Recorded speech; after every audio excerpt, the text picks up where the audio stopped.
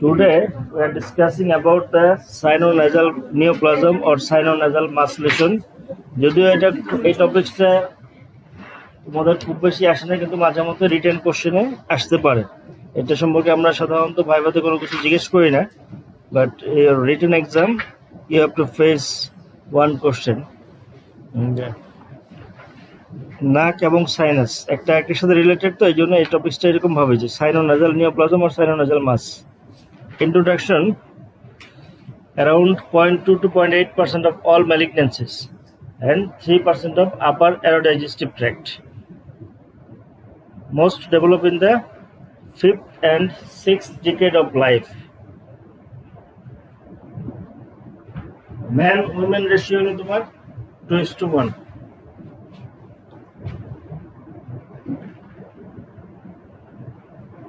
তাহলে তোমার 5th এবং 6th ডিকেডে কমন, এইটুকু মনে রাখো যে sinonasal malignancyটা কোন ডিকেডে হয় বেশি, 50 আর 60 ইয়ার্স এজে হবে। একবার লিখে করে দিন, তারপর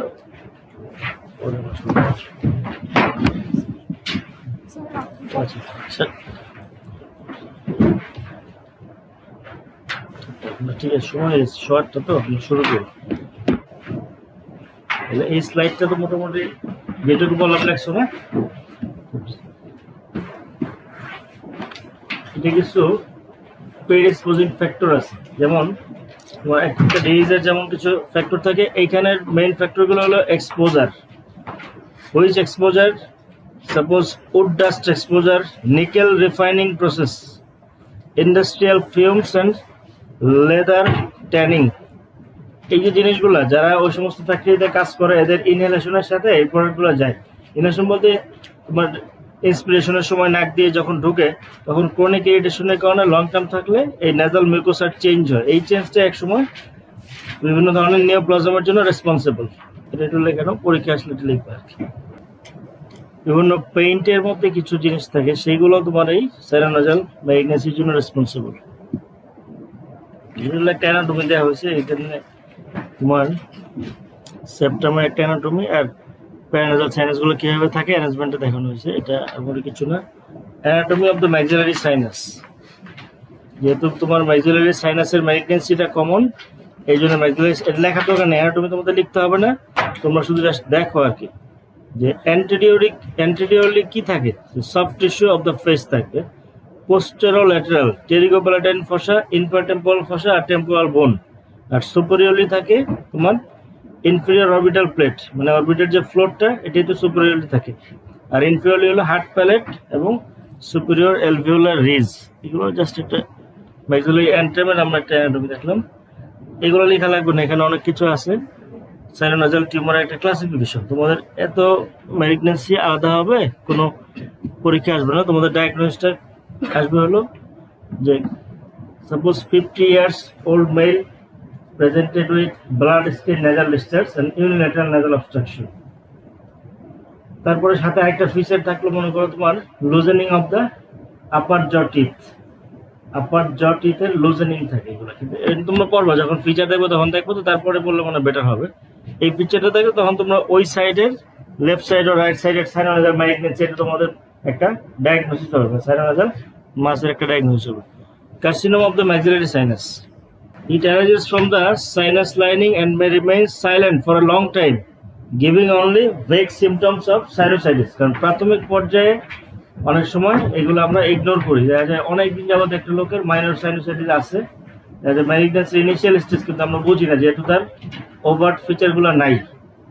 এই জন্য লং টার্ম সাইনুসাইটিস থাকলে সিটি স্ক্যান করে নিলে সেফ, যে বোনে ডিস্ট্রাকশন আছে কিনা এগুলো একটু আইডেন্টিফাই হয়ে যায় তাড়াতাড়ি। শুধু এক্সরে করলে আমরা অনেক সময় এগুলো বুঝি না।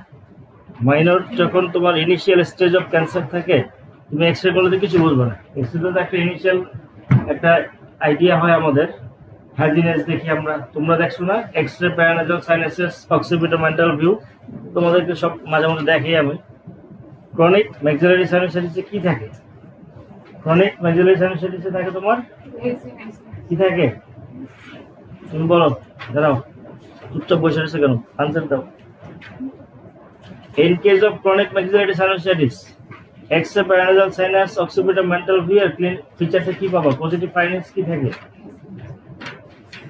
আমার বলতে দাও না, অত কোনো স্টিয়ারিং গেজ মানে বিস্ময় লোকে নিয়ে দাঁড়া থাকলে তো কোনো লাভ নেই, লেখাপড়া করতে হবে, না জেনে খালি পাশ করলে ওই যে পরে রোগীর মার খেতে হবে ভবিষ্যতে, ঠিক আছে, পেশেন্টের হাতে মার খেতে হবে।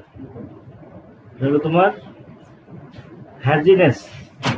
অ্যাকিউটের সাথে ক্রনিকের পার্থক্য হলো অ্যাকিউটে কি থাকে, এটা এয়ার ফ্লুইড লেভেল থাকে, ক্রনিকে থাকে না। তুমি ছিলে না ক্লাসে, থাকো না, বসো, লেখাপড়া মনোযোগী হবে এরপর থেকে।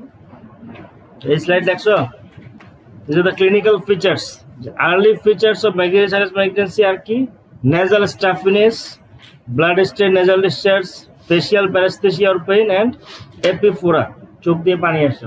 যেহেতু nasal lacrimal ductর সাথে একটা রিলেশন আছে, এই জন্য তোমার nasal stuffiness, blood stain nasal discharge আর হলো facial paresthesia or pain। লেখো ছবি তুলে জীবনে কিছু করতে হবে না। Late features. Late features will depend on the direction of spread and extent of the growth. The medial spread to nasal cavity gives rise to nasal obstruction, discharge, and epistaxis. If it spread into anteriorly, then it causes swelling of the cheek and later invasion of the facial skin. Anteriorly যেহেতু আমাদের চিক থাকে, সেক্ষেত্রে তোমার চিক swelling হবে এবং involvement of বা invasion of facial skin.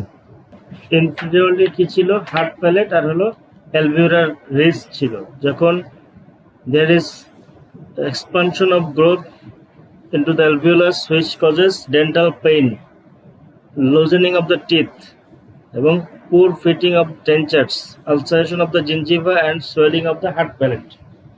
একদম প্রথম দিকে রোগীদের হয় কি, তার দাঁতগুলো নড়বড়ে হয়ে যায়, আমার দাঁতগুলো লুজ হয়ে যাচ্ছে। এই ফিচারটা তোমার ওই এসএকিউ এর যখন কোশ্চেন আসবে এটা দেয়া থাকবে।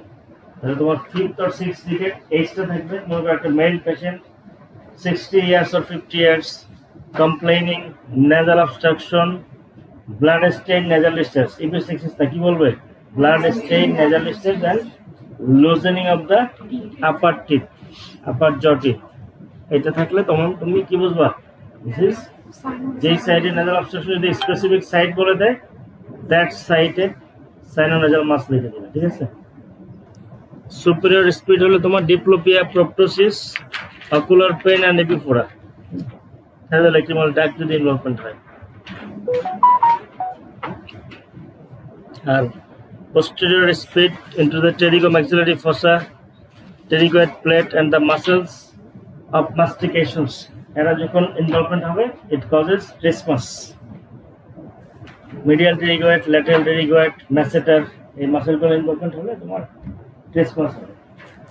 According to site of extension, it causes symptoms. What are the symptoms? You already written the symptoms. Welcome you, but you have to like for this lecture, but very early for next lecture. Sit down please. এটা হয়েছে না তোমাদের? Physical examination, এটা একটু লিখে নেন। Examination করলে আমরা কি কি জিনিস পাবো, নাকের মধ্যে যখন আমরা অ্যান্টেরিয়র আইনোস্কোপি করব, অ্যান্টেরিয়র এটা আসলে কি তোমার ওই বড় করা যাবে না, এটা এই সাইজই থাকবে। তোমরা একটু লেখো, যারা সামনের দিকে বসছো ওরা লিখে নাও, পিছনে তোমরা না দেখলে ওদের কাছ থেকে নিয়ে নিবা, ঠিক আছে, ওরা তো হারা যাচ্ছে না, ওদের পাশের ঠিকানা রেখে দিও, পরে পাশে যেয়ে নিয়ে নিও। নাকের মধ্যে আমরা যখন লাইট দিয়ে দেখবো অ্যান্টেরিয়র আইনোস্কোপি করে, আমরা দেখবো যে একটা মাছের মতো একটা লেশন দেখা যাচ্ছে, অথবা কেউ মনে করবো যে পলিপের মতো একটা লেশন দেখা যাচ্ছে, ঠিক আছে। লং টার্ম মাছ থাকলে নেজাল যে ব্রিজটা থেকে ডরজামটা ব্রডেনিং হয়ে যায়, নাকটা অনেক বড় হয়ে যায়। পিকচার আছে এরপরে, একটু ছবিটা দেখে তাহলে পরে আবার আসি আমরা এখানে।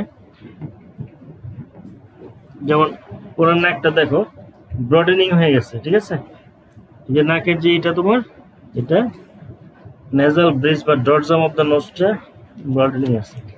এটা আমরা আবার পিছনে ফিরে যাই, এটা একটু লিখে নাও।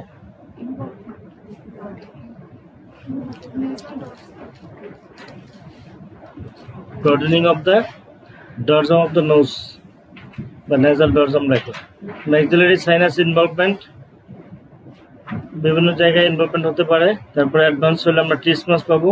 আর অরবিটাল যদি আমরা এক্সামিনেশন করি, প্রপটোসিস, পেরিঅরবিটাল সোয়েলিং, এপিফোরা, এই জিনিসগুলো আমরা দেখতে পারবো আর কি।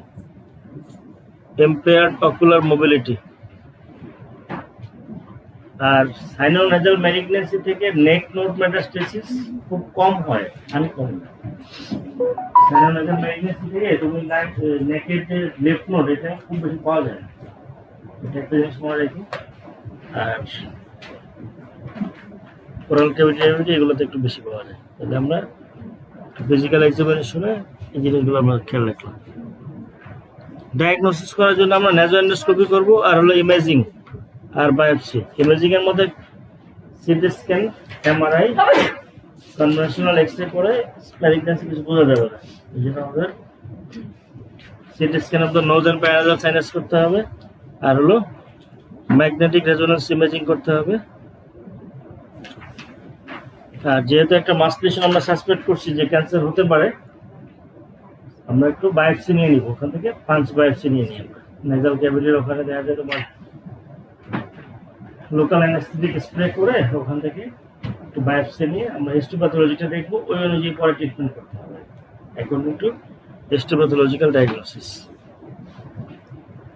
এটা হলকে লাগো, ডায়াগনোসিসের এই কথাগুলো তোমরা লাগবে।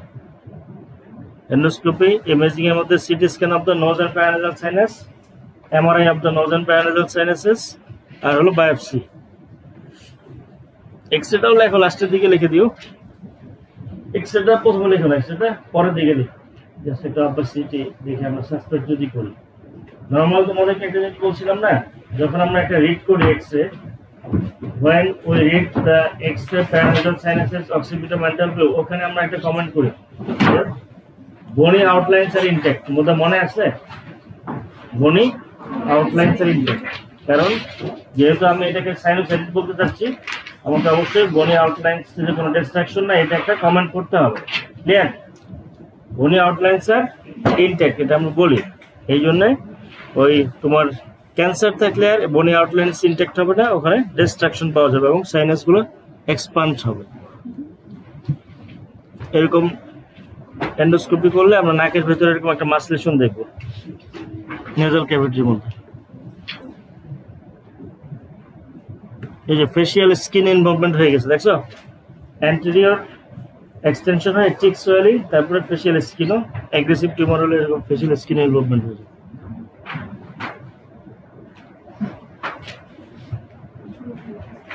এই যে বনি আউটলাইন্স নাই এখানে, দেখছো? এদিকে ডিস্ট্রাকশন, এখানে ডিস্ট্রাকশন, এখানে ডিস্ট্রাকশন হয়ে গেছে বনি outlines. Sinusitis. Treatment options, what are the treatment options? এটা দেখো, সার্জারি, রেডিওথেরাপি, কেমোথেরাপি। সার্জারির মধ্যে কি ম্যাক্সিলেক্টমি, টোটাল ম্যাক্সিলেক্টমি অথবা এক্সটেন্ডেড ম্যাক্সিলেক্টমি। এগুলো তোমরা লিখে রাখো, পরীক্ষা আসলে ওইভাবে রাখবা। আগে লাগবে সার্জারি, তারপরে রেডিও, তারপরে কেমো। সার্জারির মধ্যে কি সার্জারি? ম্যাক্সিলেক্টমি। তোমরা একটু লেখো।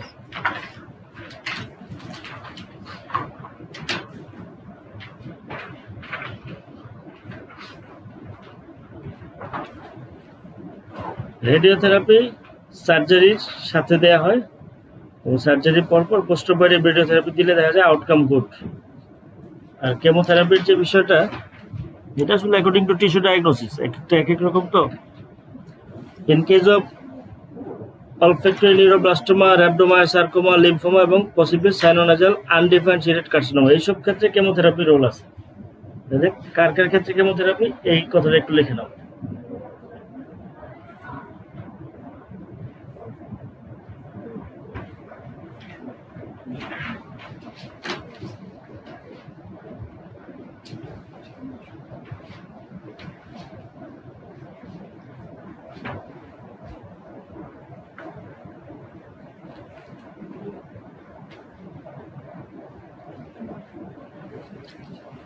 মেইন অপশন একটা যদি লেখো, সার্জারি লেখো, তারপর রেডিওথেরাপি, কেমোথেরাপি। সার্জারিটা মেইন অপশন। যে কোনো তোমার স্কোয়ামাস সেল কার্সিনোমাগুলো রেডিওথেরাপি দেখা যাওয়ার সময় যদি এরকম সন্দেহ থাকে যে সারাউন্ডিং যে এক্সটেনশনগুলো আছে পুরোটা রিমুভ হয় নাই, তখন আমাদের রেডিওথেরাপির একটা অপশন। মনে করতে এরকম অ্যাক্সিলারি ফিচারে এক্সটেনশন আছে, পুরোটা রিমুভ করা সম্ভব হয় না, ম্যাক্সিলেক্টমি করার পরেও তাকে রেডিওথেরাপি দেওয়া লাগবে, না দিলে আবার রিকারেন্স হবে। আমাদের এই স্লাইড মানে স্যানোনাজাল মাস এই পর্যন্ত শেষ করলাম। এরপরে আমরা আরেকটা টপিক শুরু করি।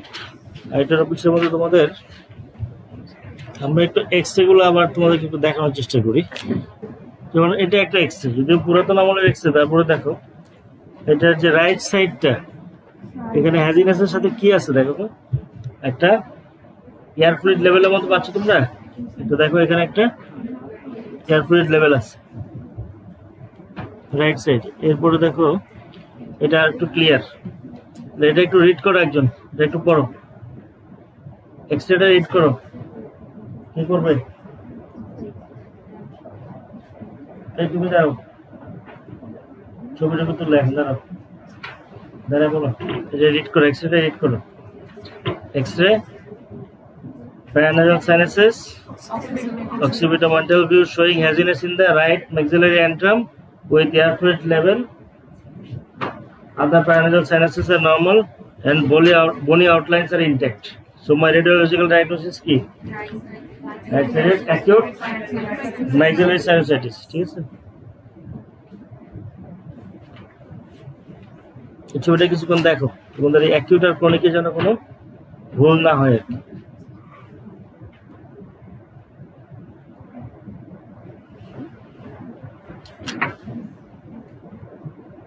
যেমন এটাও রাইট সাইডে, বাট হলো ক্রনিক, ক্রনিক ম্যাক্সিলারি সাইনাসাইটিস।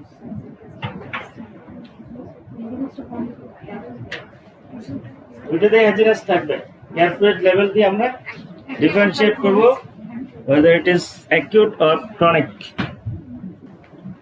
হসপিটালে যদি এরকম এক্সরে থাকে, এটা তোমাদের কি আর বাইরে থেকে বলে দেওয়া লাগবে? তোমরা তো আগে থেকে এগুলো জানি, অনেক সময় দেখে চুরি চামারি করে লিখতেছো, একজনটা একজন দেখে নেবে, এগুলো করা যাবে না। ঠিক আছে, এটা আর একটু সুন্দর আছে অ্যাকিউটেড, দেখো এয়ার ফ্লুইড লেভেলটা আরো একদম ক্লিয়ারলি বোঝা যাচ্ছে। তো এটা হলো তোমার control of maxillary sinus, air fluid লেভেলটা একদম ক্লিয়ার আইডেন্টিফাই করা যাচ্ছে। এবং এইসব পেশেন্টের সিমটমও হয়। তোমাদের তো পরীক্ষা শুধু একটা স্লাইড থাকবে, এক্সরে প্লেটটা দেওয়া থাকবে, এই জন্য তোমাদের খেয়াল করতে হবে। এটা তোমরা জানো কি এক্সরে, এটা X-ray nasopharynx lateral view showing soft tissue shadow. কি আছে এখানে? সফট টিস্যু শ্যাডো আছে। Roof and posterior wall of the nasopharynx. কোথায় আছে সফট টিস্যুটা? দেখো রুফে আছে, আর হলো তোমার posterior wall of nasopharynx which encroaches the anterior air column. বুঝছো? So my radiological diagnosis কি? enlarged adenoid বললা।